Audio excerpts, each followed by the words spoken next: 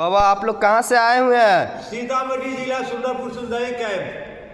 चलिए। कहाँ तक जाइएगा? कहाँ तक जाइएगा? देवघर बाबा बैजनाथ धाम। बाबा बैजनाथ धाम।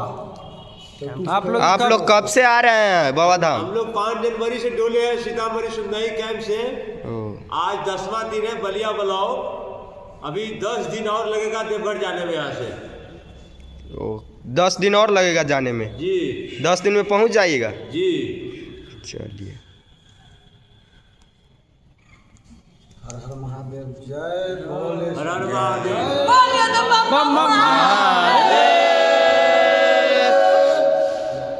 हर हर महादेव। मैया पार्वती परसुरती रहे, भैरव लला के दोहाई रहे। बोला था भैया बम बम महादेव।